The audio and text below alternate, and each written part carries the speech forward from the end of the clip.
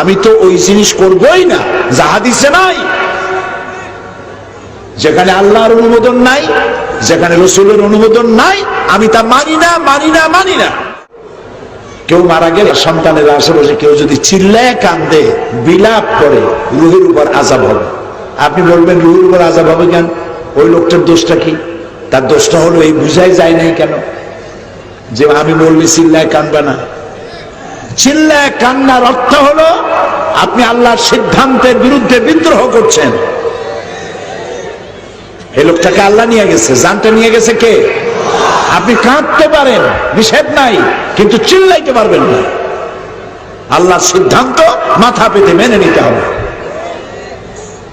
নবী করিম সাল্লাল্লাহু আলাইহি ওয়াসাল্লামের ছেলে ইন্তেকাল করেছে, হুজুরের চোখ দিয়ে পানি পড়তেছিল। সাহাবায়ে কিরাম বললেন, ইয়া রাসূলুল্লাহ, আপনি না আমাদের কাঁদতে মানা করছেন, এখন আপনি নিজেই কাঁদতেছেন। রাসূলুল্লাহ বললেন, আমি তো কাঁদতে মানা করি নাই, চিল্লাইতে মানা করছি, বিলাপ করতে মানা করছি। বিলাপ করা যাবে না।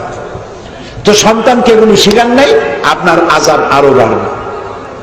এখন আরেকটা চিন্তা করেন, লোকটা মারা গেল, কবরে থওয়া হয়েছে, দোয়া করার জন্য কুলখানি করে আর চল্লিশা করে। এই যে কুলখানি আর চল্লিশা বানেশ্বরে আছে নাই? কোন হাদিসে পাইছেন? কত দেখি আমাদের কোথায় পাইলেন কুলখানি করা লাগবে, চল্লিশা করা লাগবে? হাদিসের কোন নির্দেশ নাই, কোন অনুমতি নাই। বরং দোয়া করবেন, দোয়া করবেন। রাসূলুল্লাহ বলেছেন, মৃত্যু ব্যক্তির জন্য দোয়ার চাইতে উত্তম হাদিয়া আর কিছুই নাই।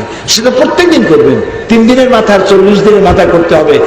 আমি তো ওই জিনিস করবই না যা হাদিসে নাই। যেখানে আল্লাহর অনুমোদন নাই, যেখানে রাসূলের অনুমোদন নাই, আমি তা মানি না, মানি না, মানি না। এটার নাম হচ্ছে ইবাদত। এটার নাম কি?